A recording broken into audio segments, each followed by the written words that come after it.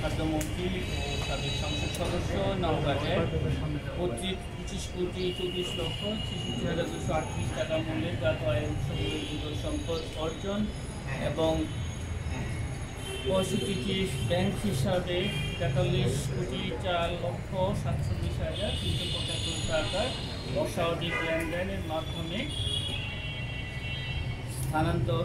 হস্তান্তরের মাধ্যমে money laundering অপরাধে দুর্নীতি দমন কমিশন আইন 2004-এর 27(1) ধারা, দুর্নীতি প্রতিরোধ আইন 1947-এর 5(2) ধারা এবং মানি লন্ডারিং প্রতিরোধ আইন 2012-এর 4(3) এবং 4(2) দ্বারা একটি মামলা রুজুর সিদ্ধান্ত গৃহীত হয়েছে এবং ইতিমধ্যে মামলা রুজু করা হয়েছে। মামলা নাম্বার 21 তারিখ 19/12/2024।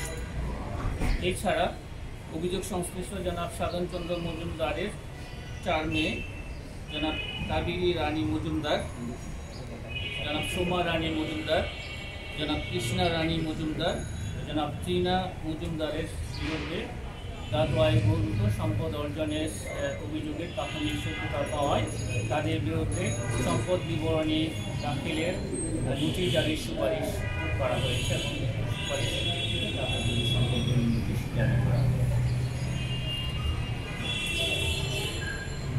আমরা পরের টপিকে যাই। ইসলামী ব্যাংক বাংলাদেশ লিমিটেড চাকতাই শাখা চট্টগ্রাম হতে মেসার্স মুরাদ এন্টারপ্রাইজের নামে 1092.4 কোটি টাকা ঋণ দেখিয়ে তার পোশাক এবং মানি লন্ডারিংয়ের অপরাধে আলোচিত ব্যবসায়ী এস আলমের ছেলে এবং ইসলামী ব্যাংকের সাবেক চেয়ারম্যান আহসানুল আলম, বর্তমান এমডি মোহাম্মদ মনিরুল মাওলা সহ পরিচালনা পর্ষদের 14 জন এবং এস আলমের 2 ভাই জনাব শহীদুল আলম এবং মোহাম্মদ রাশেদুল আলমের বিরুদ্ধে আজ একটি মামলা রুজু হয়েছে। মামলা নাম্বার 32 তারিখ 19/12/2024। এই মামলায় আসামির সংখ্যা হচ্ছে 58 জন।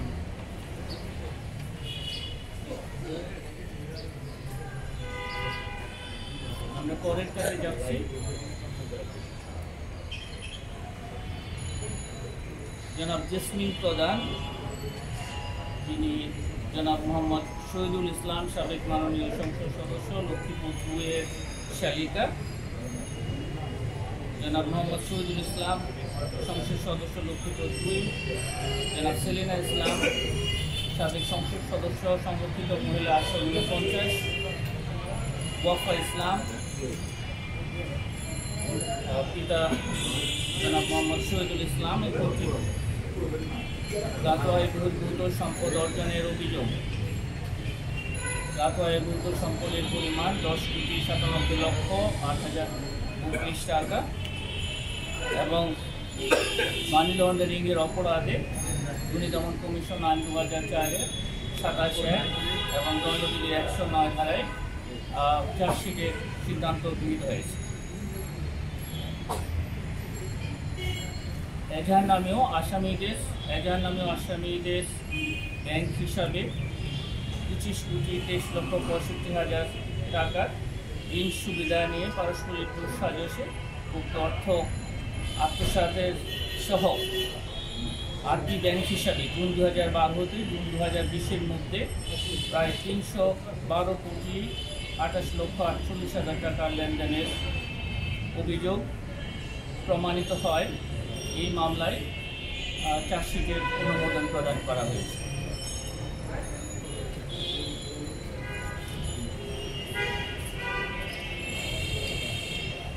এছাড়া বেশ কয়েকটি গুরুত্বপূর্ণ অভিযোগের অনুসন্ধানের অনুমতি প্রদান করা হয়েছে। আমরা সেগুলো আপনাদের সাথে শেয়ার করছি।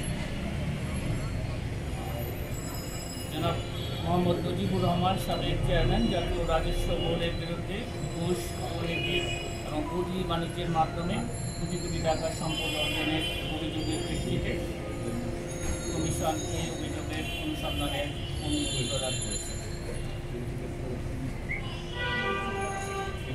জনাব উবায়দুল কাদের সাবেক সড়ক পরিবহন মন্ত্রী ও এবিএম আমিনুল্লাহ নবী সাবেক সচিবের বিরুদ্ধে 137 বাস কেনা নিয়ে কারসাজির একটি অভিযোগের প্রেক্ষিতে দুর্নীতি দমন কমিশন অনুসন্ধানের সিদ্ধান্ত গ্রহণ করেছে।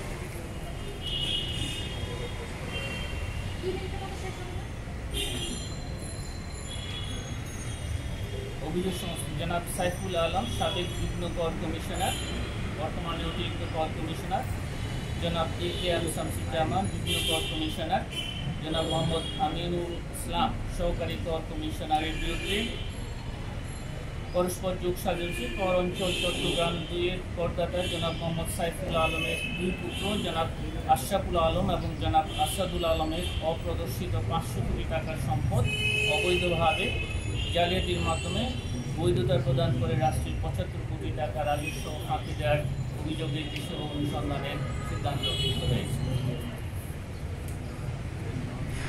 জনাব ইলিয়াস উদ্দিন মোল্লা, প্রাক্তন সংসদ সদস্য, ঢাকা 16-এর বিরুদ্ধে দুদকে দাখিলকৃত অভিযোগের প্রেক্ষিতে এই বিষয়েও অনুসন্ধানের সিদ্ধান্ত গৃহীত হয়েছে।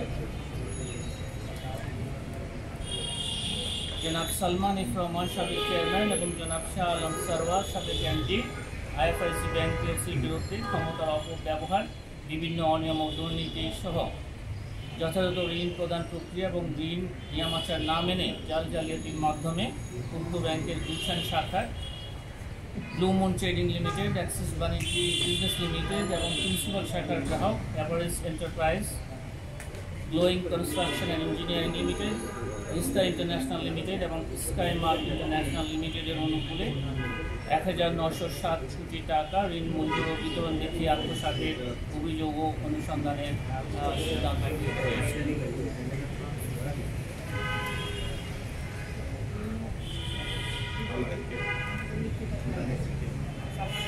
জনাব নূর মোহাম্মদ, সাবেক পুলিশ মহাপরিদর্শক, বাংলাদেশ পুলিশের বিরুদ্ধে ক্ষমতার অপব্যবহার করে প্রায় 542 কোটি 70 লক্ষ টাকা উপার্জন এবং বিদেশি অর্থ পাচারের অভিযোগের বিষয়ে অনুসন্ধানের সিদ্ধান্ত গৃহীত হয়েছে।